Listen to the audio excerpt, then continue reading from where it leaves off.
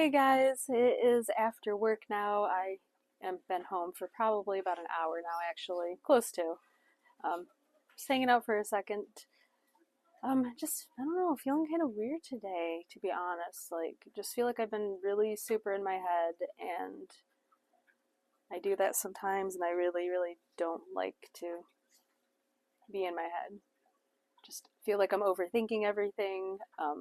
Just in general, like not anything like one thing in particular, but just like everything, like just like what's been going on with work and like, you know, what my future is looking like and the things going on. And I don't know, I'm having a hard time. And I know part of it is because I so very badly at least want to sell two more cars before the end of this month. And I've got like 3 days left. And on top of it, it seems like I'm getting like just a handful of like past customers that I've already sold to who are either having like a couple things that they need help with, or um, people who haven't gotten their cars yet, or like what's going on. And like part of like the delay too, like turns out it has been my fault too, which I absolutely can't stand making mistakes, like especially with my job. And it's nothing like too terribly crazy, but like I don't know, just things that are just getting delayed, and it's frustrating.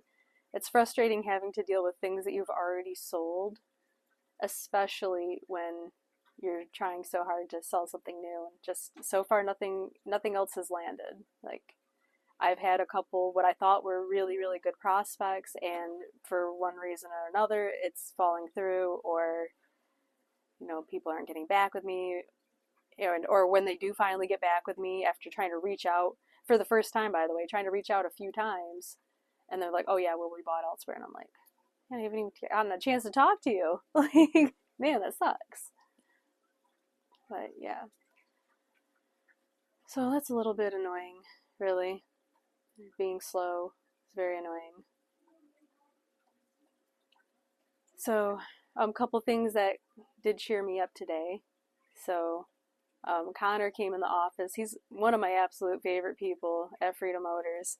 Like, he's a super fun dude, super hilarious, chill, good person to talk to as well.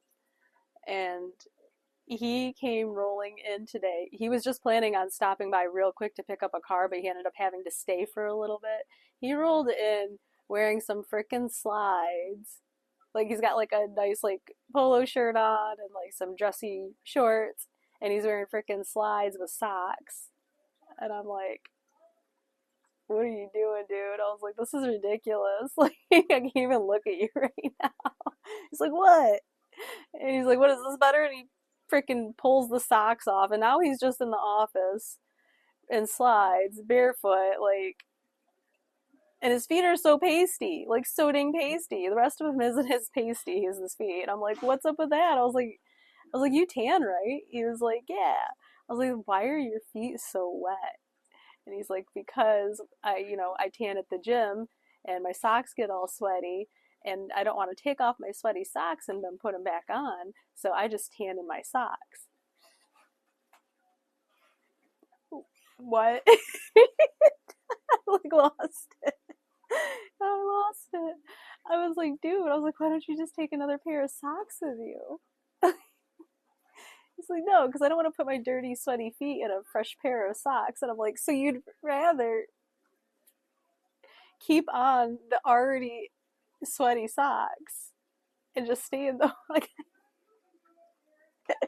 it's great. His logic totally infallible.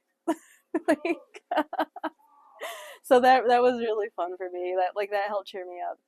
And then also Ray's a really cool dude. He's been in the car business since he was born, basically. No, he's done a lot of other things, but he's been in the car business for a very long time. And he's been with Freedom Motors for a handful of years. Like I think like definitely, I don't know if it was quite 10, but like I think it's like over 7 years. He's been doing it. And he came in and chatted, and I don't know, he just kind of gave me a bit of a pep talk. Not that I came to him and I was like, oh, I'm in a bad mood or anything. He just came in, started talking with me, and he's somebody who like picks up energy, I think, pretty dang well. And it was just basically like, you know what? He's like, you're doing such a great job here. He's like, you don't see many people like you come around, and he's like, and here you are, a woman in this field.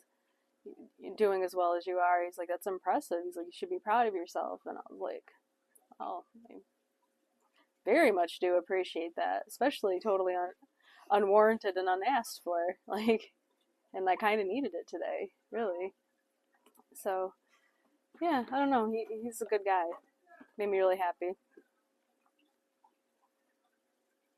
He also tells the most ridiculous stories. If you ever get a chance to talk to Ray, I highly recommend it. But also be prepared because you're going to have to keep up with his conversation. He does a thing what I call like a stream of consciousness when he is speaking. And it's just one thing after another, and he'll like name drop people that you've never heard of or ever met in your life, but he'll like just name them like you should know them. And like he told this story about, he's like, oh yeah, Mike. He's like, Mike, he was over at Sealy. He was like an owner and or whatever. And he's talking about like how he was like a big party guy and like would wear like painted toes, like would have designs on his toes and like take his shoes and socks off and prop them up on the desk with those bad boys sticking out. And yeah, like he was wild. Apparently, he was such a problem on some kind of like cruise that they literally sent a chopper to airlift him off of the frickin' boat. Like, not because he was injured or sick or anything, but because he was so much of a problem at this big boat party, this cruise. They literally sent a chopper to take his ass away. So this is the kind of guy we're dealing with. But he ended the whole story with, like, oh yeah, he's like, I warned this guy who hired him. I was like, oh, you're gonna regret hiring him. He's like, he's gonna take the money and run kind of thing. And I guess that's exactly what he did. He ended up screwing that guy over. He said, and then he moved to Florida, and then he died. He said it like that. I was like, I don't know, like the expression, and then like, I don't know. Oh, it just really put me in a good mood, honestly. Gave me a little bit of a better attitude, and I just feel like I need to just not worry about stuff so much and not stress out. Maybe not get too much in my head, like just take it step by step, day by day, and not worry to death about every little last thing. Because that usually works better for me when I am in that mindset and feeling more positive, and need to work on my patience. My patience has been really sucking lately. So, but yeah, nothing too crazy. I'm thinking about maybe calling my sister tonight. It's not our usual night, but I don't know. I really feel like I should chat with her if she's free. So I think I'm gonna go ahead, hop off and do that. And I hope you guys have a really great night. And thanks again for being here. If you've made it this long, I know that I've been rambling a lot lately. But I appreciate you guys listening and being kind and awesome. And definitely, again, want to shout out my girl, Phoenix Princess. Like, she is a consistent in my life, and I love that. And Homesteading Ate Easy. Check him out, too. He's been a really cool person to me. He's got a great channel, so definitely swing over, check him out. Let him know that I sent you. Leave beautiful comments. And then, of course, like, share, and subscribe. I see you guys. I see you out there. Hit me up. All right, bye-bye.